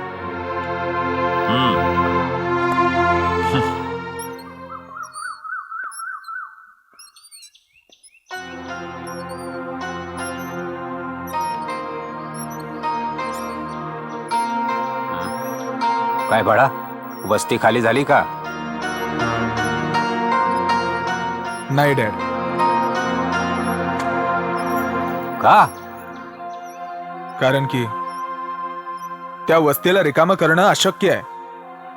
तिकडे हजारो लोक राहतात आणि वस्तीच्या अगदी मध्यावर साई मंदिर सुद्धा आहे, ज्याबरोबर लोकांच्या आस्था जुळलेल्या आहेत. आणि आपले जे करोडो रुपये लागले आहेत त्याचं काय? हे बघा डॅडी, मला नाही वाटत की ती वस्ती आपण रिकामी करू शकतो. तुम्ही तुमचा रिडेव्हलपमेंटचा प्रोजेक्ट दुसरीकडे का नाही करत? अरे समीर, तुला काय झालंय? विदेशातून एवढा शिकून सवरून आलायस आणि तू इकडे येऊन आपल्या बापाचा बिझनेस उधळून लावतोयस. नाही डॅड, मला असं काहीच करायचं नाही. मला फक्त एवढंच म्हणायचं आहे की तुम्ही त्या वस्तीवाल्यांच्या बरोबर मिळून कुठला तरी मधला रस्ता काढा. मधला रस्ता तर कमकुवत लोक शोधतात, सारंग नाही. आता तिकडे ना कुठली वस्ती राहणार ना कुठलं साईबाबांचं मंदिर. अहो, असं काय अशुभ बोलताय तुम्ही? मंदिर पाडाल तर पाप लागेल. पाप आणि पुण्याच्या बाबतीत जर मी विचार करायला लागलो ना तर मग मी पण त्या वस्तीवाल्यांबरोबरच करवंटी घेऊन फिरेन. अरे असं तर आपल्याच देशामध्ये असं होतं की मंदिर आणि मस्जिद आणि गुरुद्वाराच्या नावावर विकासाची वाट थांबवली जाते. परंतु डॅडी, विकासाच्या नावावरती तुम्ही त्या गरिबांच्या घरावरती दुर्लक्ष नाही करू शकत. मी फक्त माझ्या प्रगतीच्या बाबतीत विचार करतो. दुसऱ्यांचा मी ठेका घेतलेला नाहीये. आणि मला एक गोष्ट सांग बाळा, तू केव्हापासून त्या गरीब आणि फटीचर लोकांच्या बाजूचा झालास? तेव्हापासून जेव्हा एका म्हाताऱ्या काकाने माझा जीव वाचवून मला मानवतेचा रस्ता दाखवला. आणि घराचा रस्ता तू विसरलास. हे बघ बाळा, ज्याप्रमाणे अंधाराचं दुसरं रूप प्रकाश असतं आणि ती सुख समृद्धी मिळवण्यासाठी, तुमच्यासाठी, आपल्यासाठी ती सुख समृद्धी मिळवण्यासाठी मी लाखो लोकांना उद्ध्वस्त करू शकतो. तुमचा हा अहंकार, हा गर्व एक दिवस तुमचा सर्व नाश करेल. अरे तुम्ही आई मुलगा दोघे एकाच माळेचे मणी आहात मणी. पण आता तर मी स्वतःच माझं काम करणार. आणि असं करा तुम्ही लोक, एखाद्या नाटक किंवा कीर्तनकाराच्या मंडळामध्ये सामील व्हा. जय श्रीराम, जय श्रीराम, साई राम, साई राम, साई राम करत राहा.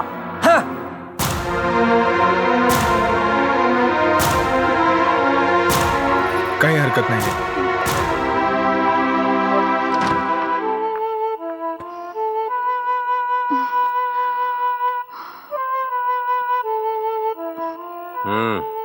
डॅडी तुम्ही एवढ्या रात्री कुठून तोंड काळ करून आली आहेस?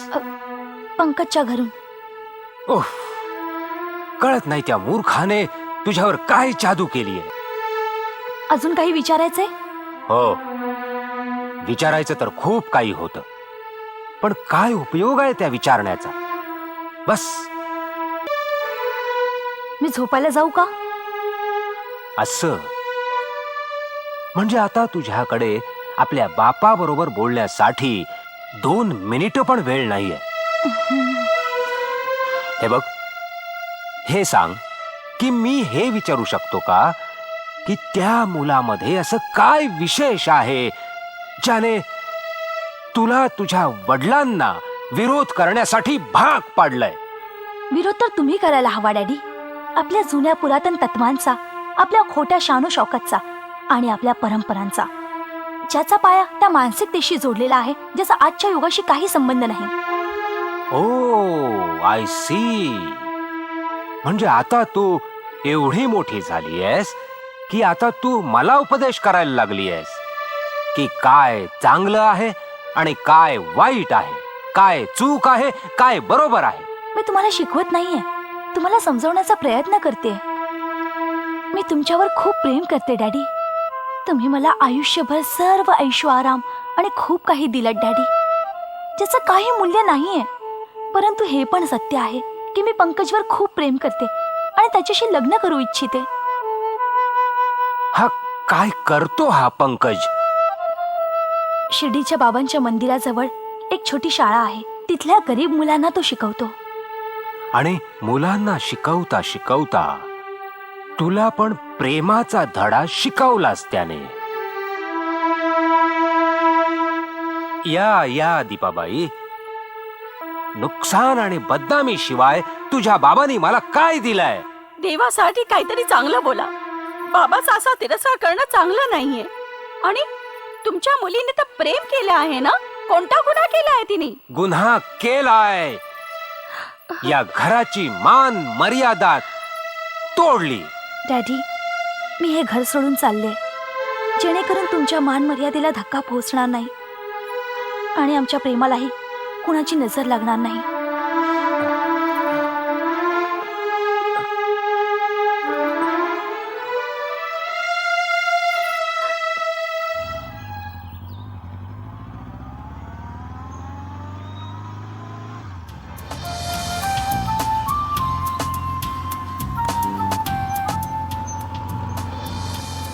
Okay bye. आता मी जाते, उद्या भेटूया. ओके ओके, पण नेहमीसारखं उशीर करू नको. नाही रे बाबा.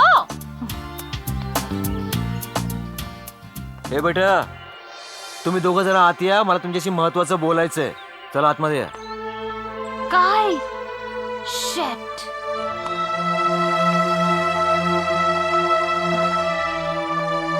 बस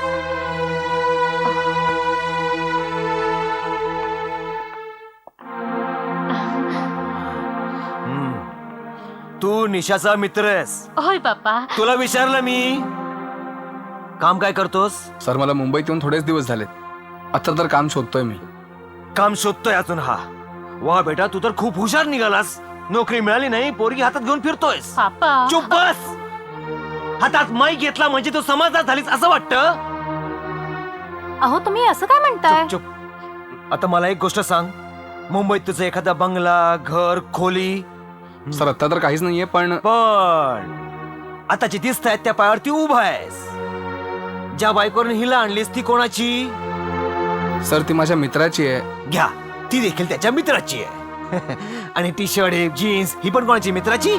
नाही, हे माझेच आहेत. पण तुम्हाला म्हणायचंय काय? सरळ सरळ का नाही सांगत? हा, हे अगदी खरं बोललास तू. सरळ सरळ का नाही विचारत? इकड तिकडचं विचारून नाहक वेळ वाया जायला नको ना का? बघितलं?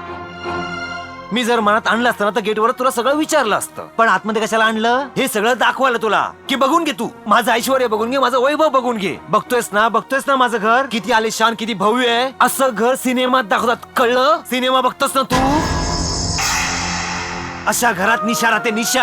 कळलं का? किती ऐशारामात लाडत वाढवला आम्ही तिला. तुला माहितीये तिचा रोजचा खर्च 1000 रुपये. तू तिला धड एक वेळचं जेवायला देऊ शकत नाही. जर तिला अक्कल असती तर तुझ्यावर प्रेम केलं असतं थोडीच. तिला कळत नाहीये, पण त्याचा फायदा मी तुला घेऊन देणार नाहीये, सांगून पापा टाकतो. तुम्ही काय बोलत आहात? मी दीपकशी खूप प्रेम करते आणि त्याच्याशिवाय नाही जगू सोड, सोड, शकत. हात सोड. तुला मी सूट दिली याचा अर्थ असा नाही की तू आपली मनमानी करत फिरशील. आणि ऐक, यानंतर जर का तू याच्याबरोबर दिसतेस आणि तूही इथं परत दिसलास तर बाईक सोबत तुझी तंगडी सुद्धा तोडून ठेवीन. चल निघून, निघून.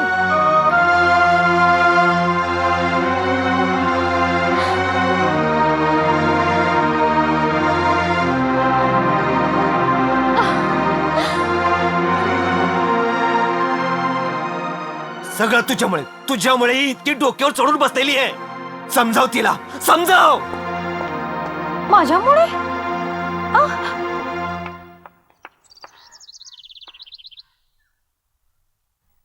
हाय दीपक. निशा,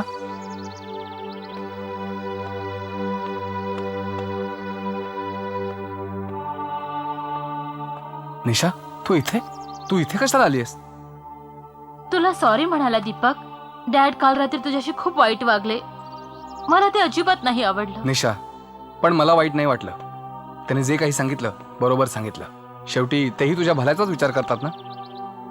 आणि तसंही त्यांचं बोलणं खरं आहे ना, की मी तुला ही सगळी सुख नाही देऊ शकत. दीपक, हे बघ, मला ते काय माहित नाही. मला फक्त इतकं माहित आहे की मी तुझ्याशी खूप प्रेम करते आणि तुझी जागा ना माझ्या जीवनात दुसरं कुणी घेऊ नाही शकत. वेड्यासारखं बोलू नकोस निशा. हे प्रेम करणं वगैरे हे सगळं माझ्यासारख्या लोकांसाठी नसतं. आणि तसंही माझ्याकडे ना राहायला घर आहे ना नोकरी. मी तुला कुठलंच सुख नाही देऊ शकत. हे बघ दीपक, मला काहीच नको, काही सुद्धा नाही. फक्त तू हवायस. जर तू म्हणालास ना तर मी माझे डॅड, घरदार सर्व सोडून कायमची तुझ्याकडे राहायला येईन रे. निशा, तू असलं काही करणार नाहीयेस. आणि जर असं काही तू केलंस तर मीही जगू नाही शकणार निशा. मी जीव देईन माझा. काय बोललास तू? अरे भाऊ असताना तुला कुठल्याही प्रकारची चिंता करण्याची गरज नाही. काय विचारलं तिच्या वडिलांनी तुला की काय तुझ्याजवळ? तर ऐक, भाऊचं जे काही आहे ना ते सगळं तुझं आहे. अरे भाऊ तुला छोटू बोलतो. तो लहान भावाप्रमाणे तुझ्यावर प्रेम करतो. आणि भाऊचा छोटा इतका कमजोर आहे? निशा, जर तू खरंच दीपकवर प्रेम करतेस तर मी तुमच्या दोघांचं लग्न लावून दे. मी भेटेन तुझ्या वडिलांना आणि त्यांना जेवढे पैसे पाहिजे असतील ते मी देईन. Thank you so much. भाऊ मला माफ करा. मला माफ करा भाऊ. मीच लग्न करोडपती घराण्याचं म्हणतोय आणि ही मूर्ख त्या रोडपतीच्या नादाला लागून राहिलेली आहे. पण तुम्ही सुद्धा रोडपती होता ना. काय करू मी हिच? योग्य वेळी चुकीचं बोलायला हिच्याकडनं शिकायला हवं. घ्या आगीतून फुट्यात. काही कळत नाही. उठून कोणाचं थोबाड बघितलं मी. हो, चहा तू आणला होतास ना? तुमच्या बेड समोर आरसा आहे, तोच तुम्ही बघितला असेल. गबस, उभी राहा, तुझा सासरा आलाय बघ.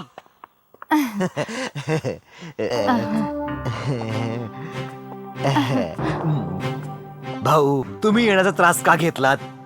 आम्हाला बोलवलं असतं. मी बोलावत नाही, मी उचलून नेतो. तुम्हाला काय कमतरता जाणवली जर तुम्ही त्याला तुमचा जावई बनण्यास नकार दिला? भाऊ, एखादी कमतरता असेल तर सांगू ना. भाऊ, त्याच्याकडे साधी नोकरी नाहीये, घरदार पण नाहीये. मग हा माझ्या मुलीला कसा सांभाळेल? हा, प्रेम करणं सोपं असतं, त्यावर टॅक्स लागत नाही ना. पण प्रेमात पडल्यावर जिवंत राहण्यासाठी पोट तर भरावं लागतच ना. छत हवं आसरासाठी, अंग झाकण्यासाठी कपडे, याच्याकडे तर काहीच नाहीये. हा, यांचं प्रेम कमकुवत होईल, यांच्या नात्यात पुढे जाऊन अंतर पडेल. भाऊ, हो भाऊसाहेब, मी पण हेच सांगायला बघते. आमची एकुलती एक मुलगी, लग्नानंतर आम्ही तिला दारी दारी ढोकरा खायला तर नाही सोडू शकत ना, आणि जाणून बुजून तिला विहिरीत तर नाही ढकलून देणार ना. तुम्ही ठीक बोलताय वहिनी. सगळेच आई वडील आपल्या मुलाचं चांगलंच बघतात. तरी पण मी तुम्हाला 2 गोष्टी सांगतो. एक, दीपक काही गरीब मुलगा नाहीये. दुसरं, याच्यासोबत माझं काही रक्ताचं नातं नाहीये. मग तुम्ही याच्या बाजूने का बोलताय? ते यासाठी की दीपक एक चांगला सुशिक्षित मुलगा आहे आणि लवकरच मुंबईतल्या एका मल्टीनॅशनल कंपनीमध्ये त्याला नोकरी मिळणार आहे. पिळगावकर साहेब, मी माझ्या आयुष्यात बरीच वाईट कामं केली आहेत. चोरी केली आहे, दरोडे, लुटून लुटून माझी तिजोरी भरली आहे. आणि एक दिवस माझ्या बापांचा घडा भरला. एका कार ऍक्सिडेंट मध्ये माझा सगळा परिवार खलास झाला. मी तर तुटूनच गेलो होतो. आपलं मानसिक संतुलन हरवून बसलो होतो. आयुष्य तर बस असंच एक दिवस न जाणे कुठून माझ्या कानांना बाबांचा आवाज ऐकू आला. त्या दिवसापासून आपलं घर, दार, दौलत, गाडी सगळं सोडून त्यांच्या सेवेत विलीन झालो. त्यांच्या हुकुमाने गरीब आणि लाचार लोकांची सेवा करून आपल्या पापाचं प्रायश्चित्त करू लागलो. माझा पैसा, पिळगावकर साहेब, मी माझा सारा पैसा दीपकच्या नावावर करू इच्छितो. असं होऊ शकतं की जो पैसा माझ्या परिवाराच्या कामी नाही आला, याचा परिवार उभा राहण्याच्या कामी येईल. भाऊ, भाऊ, तुम्ही खूप महान आहात भाऊ. मला माफ करा भाऊ. आजपर्यंत फक्त ऐकलं होतं, जसं दिसतं तसं नसतं. पण आज मला प्रचिती आली आहे. तुम्ही बाहेरून कितीही कठोर असलात तरी आतून किती नरम, अगदी नारळासारखे. भाऊ, मी याला जावई म्हणून स्वीकारतो भाऊ. खरंच भाऊ, मी तुम्हाला शब्द देतो की मी कधीच तक्रारीला जागा नाही ठेवणार. मी तुम्हाला कधीच निराश नाही करणार. पाय पड, पाय पड. सुखी रहा. काय बघतेस? काय नाही, तुझ्या हातावरच्या रेषा बघतेय. तुला पाहायला येतं? नाही तर मग बरं, तू मला एक सांग, हम्म, काय तुझा या सगळ्या गोष्टींवर विश्वास आहे? कुठल्या गोष्टींवर? हेच हस्तरेषा, ज्योतिष वगैरे? अजिबात नाही. मी अशा गोष्टी मानतच नाही. पण माझा या गोष्टींवर विश्वास आहे आणि मला तुझ्यापासून काही लपवायचं नाहीये समीर. खरं तर माझ्या पत्रिकेत मंगळ आहे आणि तुला तर माहीतच आहे मंगळ.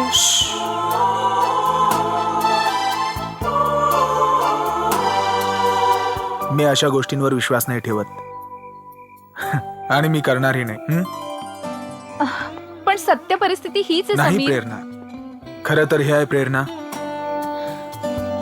मी तुझ्यावर प्रेम करतो आणि तू माझ्यावर.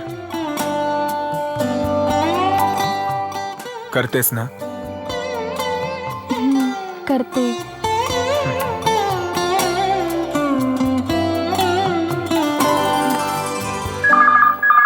हो, सगळे नोकर चाकर मेलेत, कोणी फोन उचलायला नाहीये. हॅलो साहेब. हा, बोल शिंदे साहेब, आपले समीर साहेब कोणत्या तरी मुलीबरोबर फिरायला गेलेत. काय? कोण आहे ती? शिर्डीचे पुजारी आहेत. त्यांची मुलगी आहे प्रेरणा, पण तिला मंगळ आहे, मंगळ. तुला कोणी सांगितलं? मी माझ्या स्वतःच्या डोळ्याने पाहिलंय. ऐक शिंदे, कान देऊन माझं बोलणं ऐक.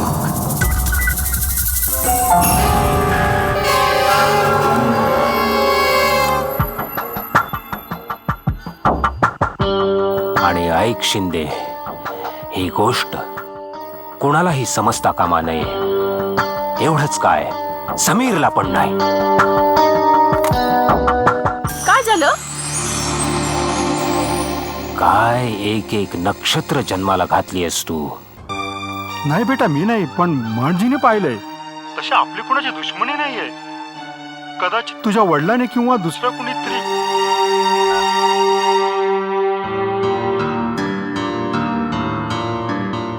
काय झालं समीर? आई ते डॅडी कुठे आहेत आता? पण असं काय झालंय?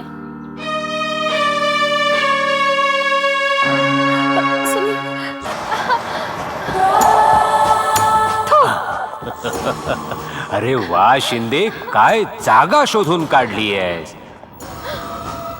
इथे तर चिटपाखरू सुद्धा फिरकू शकत नाही. असं तर तू आहेस ती सुंदर बला, जिने माझ्या मुलाला आपल्या प्रेमाच्या जाळ्यामध्ये अडकवलंय. तुमचा मुलगा काही बोळ्याने दूध पिणाऱ्यातला नाहीये की कोणी त्याला फसवेल. बेशरम मुली, तुला माहित नसेल की माझ्या मुलाला तुझ्या प्रेमाच्या जाळ्यात ओढून तू आपल्या मृत्यूला आमंत्रण दिलंयस. जगणं आणि मरणं कधीही माणसाच्या हातात नसतं. आहे माझ्या हातात, आहे माझ्या हातात. अच्छा, तू कधी मृत्यू आपल्या उघड्या डोळ्यांनी पाहिलायस? नाही? मग आज बघून घे. तुझ्या समोर हा साक्षात यमदूत उभा आहे. पण तुम्ही घाबरत असाल म्हणूनच तुम्ही मला मारून टाकताय. त्यामुळे तुम्ही सुरक्षित राहू शकाल. साहेब, खूप बोलायला लागली ही मुलगी. तुम्ही सांगा, आता हिचं तोंड बंद करतो. हो शिंदे, तू कशाला घाबरतोयस? मी तुला संधी देणार आहे ना, कारण तू तर माझा सगळ्यात जवळचा आणि सगळ्यात विश्वासातला माणूस आहे. शी, समीर तुमच्यासारख्या राक्षसाचा मुलगा. मूर्ख मुली, आपलं तोंड उघडण्यापूर्वी जरा विचार कर की कोणत्या माणसासमोर तू आपलं तोंड उघडतेस. एक अशा माणसासमोर जो स्वतःला परमेश्वर समजतोय, पण त्याची लायकी माणूस म्हणवण्या इतकी नाहीये. लायकी? तू सारंगला लायकी दाखवतेस? अगं, आता तर तुला माझी लायकी काय आहे ते लवकरच समजेल. तू मंगळ असलेली मुलगी माझं घराणं उद्ध्वस्त करायला निघाली होतीस. आता तर तुझे अशुभ ग्रह विजेप्रमाणे तुझ्यावरच तुटून कोसळणार आहे. तू माझ्या केसालाही धक्का लावू शकत नाही, कारण मी साई बाबांची प्रेरणा आहे. त्यांनी मला नेहमीच सगळ्या संकटातून वाचवले. नाही नाही नाही, आज तो तुला वाचवण्यासाठी नाही येणार, कारण तो आपल्या भक्तांचा गोड गोड प्रसाद खाऊन गाढ झोपी गेला असेल. शिंदे, मी आता जातो आणि तू ह्या साईबाबांच्या प्रेरणाचे कमीत कमी 50 तुकडे करून साईबाबांकडे पार्सल करून टाक. समजलं?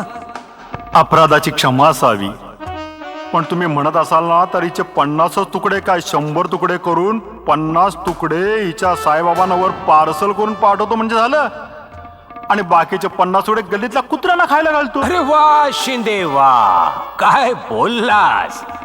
पण आता बोलणं बंद कर आणि काम लगेच सुरू कर. मी निघतो. ओके? बाबा, आता तुम्हीच तुमच्या प्रेरणाचं रक्षण करा. बाबा, बाबा. बेटी प्रेरणा, मी आलोय. आता तुला घाबरायचं काही एक कारण नाही.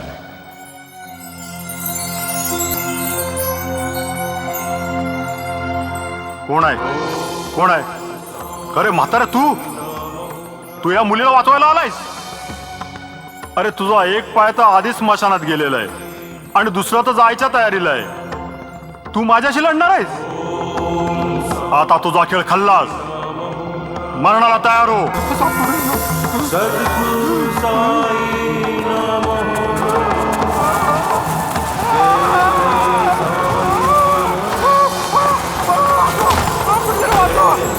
काका, मला माहित होतं तुम्ही येणार. साईच्या प्रेरणाला कसं नाही वाचवणार?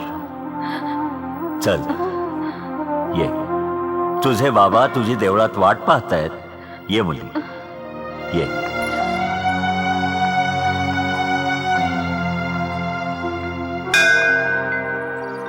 माझ्या साई, प्रेरणा जिथे असेल तिथे तिचं रक्षण कर. बाबा, आपल्याला पोलिसांना खबर दिली पाहिजे. नाही बेटा नाही. ही बातमी जर पोलिसांपर्यंत पोहोचली तर मीडियावाले पत्रकार येतील आणि काळीच्या बाई छापून टाकतील. कुठे कुठे बातमी पसरवतील. आणि माझी इच्छा नाही प्रेरणाची बदनामी व्हावी. परंतु बाबा, आपल्याला तिला शोधावं तर लागेल ना. कसं शोधणार तिला आपण? शोधूया बेटा, जरूर शोधूया. माझा साई तिचा शोध घेईल. ती साईंची मुलगी आहे. तिने साईंची सेवा केली. माझ्यापेक्षा जास्त अधिकार प्रेरणावर साईंचा आहे. यासाठी मी सर्वांना सांगत असतो की प्रेरणा माझी मुलगी नाही, साईंची आहे. तेच तिचा सांभाळ करतील, तेच तिचं रक्षण करतील. पंडितजी, पंडितजी, तुमची मुलगी प्रेरणा आली आहे. असं? कुठे आहे ती? हा या, चला माझ्या बरोबर. हा चला. प्रेरणा, माझ्या बाळा, ठीक आहेस ना? कशी आहेस तू? प्रेरणा, तुला किडनॅप कोणी केलं होतं? मी जे परत आले ना समीर, ते ह्यांनी मला वाचवलं. ह्यांनी माझं रक्षण केलं.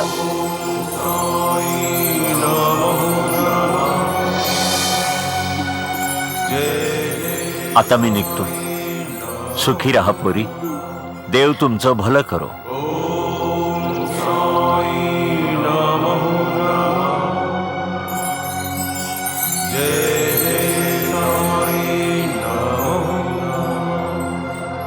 परंतु प्रेरणा, तू मला एक सांग, या काकांनी तुझी रक्षा केली? तो वृद्ध दुसरा कुणी नव्हता, साक्षात माझा साई होता. माझ्या साईने तुझं रक्षण केलं. बाबा, तुम्ही हे कसं म्हणू शकता की हे साई आहेत? श्रद्धा, विश्वास आणि मग मी स्वतः माझ्या साईंच्या चरणांच्या निशाणीला मी ओळखतो. ओम साईराम, ओम साईराम, ओम साईराम, ओम साईराम, ओम साईराम, ओम साईराम, ओम साईराम. साईनाथ, साईनाथ, ओम साईराम.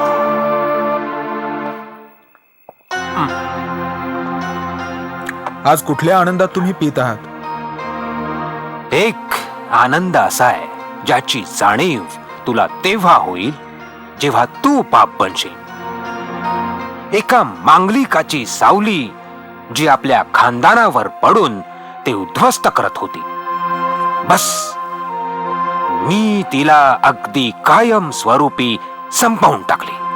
तुम्ही प्रेरणाला किडनॅप करायला लावलत आणि तिला गुंडांच्या हवाली केलत आणि तुम्ही इथे बसून दारू पिताय.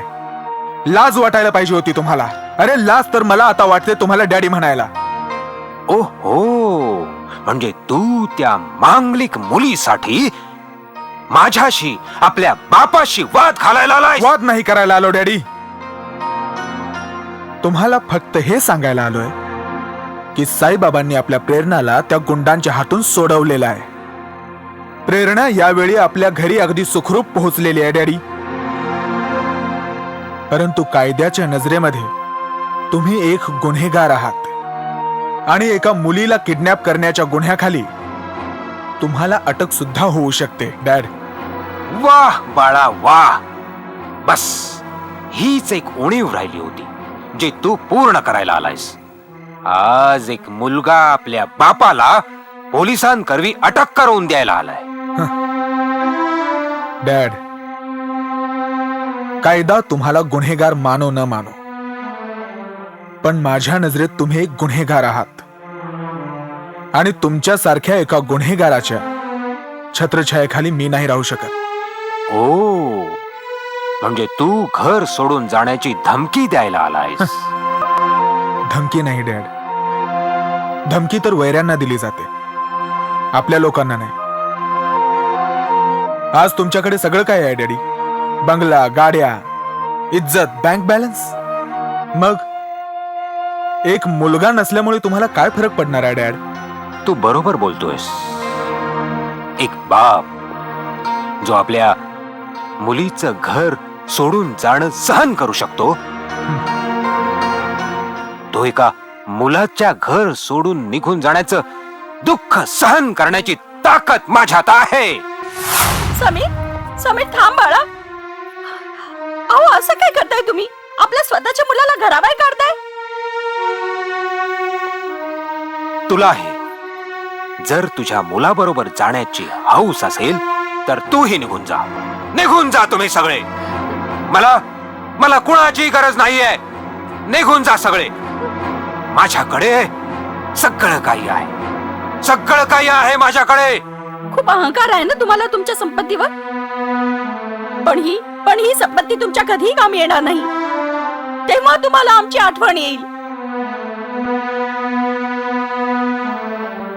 नाती धोका देऊ शकतात, जसा तुझ्या या अपत्यांनी मला धोका दिलाय. पण दौलत नाही. दौलत कधीही धोका देत नाही. अगं दौलत तर कुठल्याही अडचणीशी, कुठल्याही संकटाशी लढण्याची एक ताकद. तुम्हाला काय माहित, ज्यानं बसल्या बसल्या सगळ्या गोष्टी मिळत केल्या आहेत. तुम्हा लोकांना काय माहित. जा जा जा. अहो गेट आउट. तुमचा बीपी हाय होईल. ओढू नका. हो वाढू देतो. तुला कशाला काळजी. जा जा. Get lost. गेट. काय झालं डॅड? काय झालं डॅड? काय झालं? काय करताय तुम्ही? काय झालं हो तुम्हाला? डॅडी, काय झालं तुम्हाला? होय बाळा, आता तर तब्येत खूपच चांगली आहे. हो.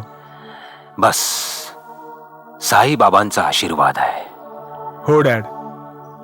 पण बाळा, आता आपण कुठलंही काम करताना ते लोकांच्या बऱ्या वाईटाचा विचार करून करू. ये बाळ, ये.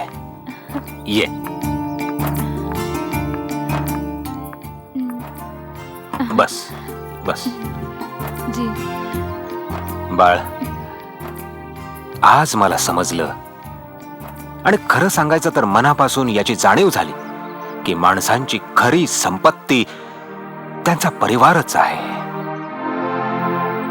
हे धन संपत, हे मान सन्मान, हे सगळं माणसाचा दुबळेपणा आहे, त्याची ताकद नाहीये. हे बघ बाळा, मी जसा तुझ्याशी वागलो ते क्षमा करण्यालायक नव्हतं. नाही काका, तुम्ही जे काही माझ्याशी वागलात तो तुमचा अहंकार आणि गर्व होता. पण बाबांनी तुमचे डोळे उघडले. हो. हा डॅडी, जेव्हा तुम्ही अनकॉन्शियस होता तेव्हा एक दिवस काका माझ्याजवळ आले आणि म्हणाले की काळजीचं काहीच कारण नाहीये, अगदी ठीक होतील.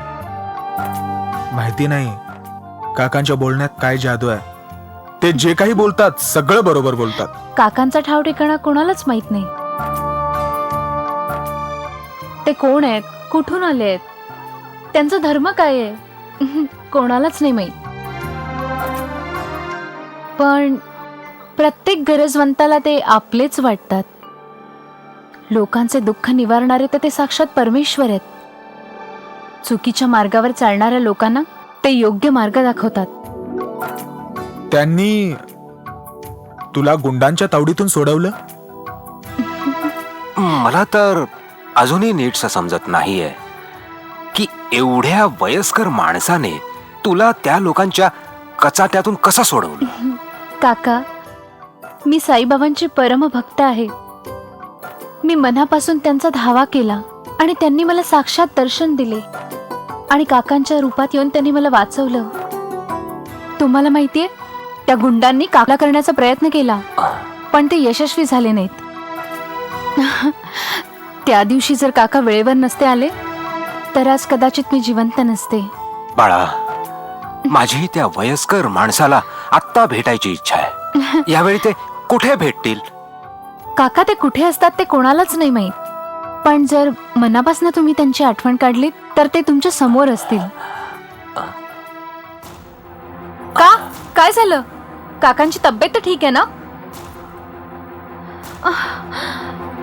काका काका चल बाळा, मलाही काकांना भेट. हो चला. काका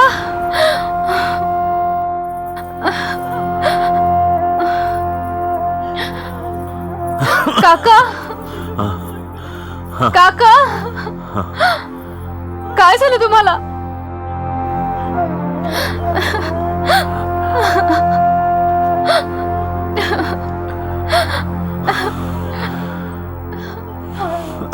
मला काही झालेलं नाही मुली.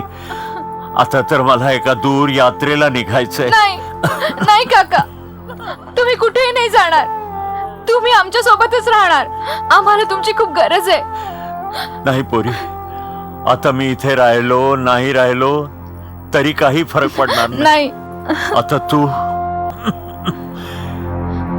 इथल्या गरीब अशिक्षित लोकांना ज्ञान द्या, म्हणजे ते अंधश्रद्धा, गरीब श्रीमंत या भेदभावापासून दूर राहतील. इथल्या सर्व गरिबांनी आणि आणि समभावानं प्रेमानं आपलं जीवन व्यतीत करतील. तसंच बाबांनी दाखवलेल्या मार्गानं चालतील. काका काका, मला क्षमा करा. मी खूप मोठा नास्तिक होतो आणि मला माझ्या धनसंपत्तीचा खूप गर्व होता. एवढंच नाही तर मी माझी सगळी नाती पण धनसंपत्तीच्या तराजूमध्येच तोलत होतो. पण आपण मला हे जीवदान दिलं. मी तुम्हाला वचन देतो की मी यापुढे माझं उरलेलं आयुष्य गरीब दुःखितांच्या सेवेमध्ये अर्पण करेन. पण मला आशीर्वाद द्या. माझा आशीर्वाद नेहमी सगळ्यांच्या पाठीशी आहे. त्यात कुठलाही भेदभाव नाही. मानव तर ईश्वराचं रूप आहे. हो काका. वाईट काम करून त्याला विकृत नका करू. स्वतःसाठी सगळेच जगतात, पण दुसऱ्यांसाठी जगणं पुण्याचं काम असतं. बरं काका, एक प्रश्न आहे जो मला फार सतावतोय. मला माहितीये तू प्रश्न काय विचारणार ते. काका, मी अजून तर प्रश्न विचारलाच नाही. मग तुम्हाला कसं माहिती की मी काय विचारणार आहे ते? अरे, जसं आईला समजतं की बाळाला भूक लागली की नाही, तसंच मला समजतं की तू काय विचारणार आहेस ते. अरे हेच ना, की मी साईबाबा आहे का नाही. अरे या गोष्टीला काही महत्व नाही. काका, माझ्यासाठी तर तुम्हीच साईबाबा आहात. जे दुसऱ्यांसाठी जगतात, जनकल्याणासाठी आपलं सारं जीवन समर्पित करतात, वास्तवात तेच साई आहेत. होय, जे ज्या रूपात मला बघतील त्यांना मी तसाच दिसणार. कारण मी सगळ्यांच्यात आहे आणि सगळे माझ्यात आहेत. काका काका काका काका काका काका काका काका काका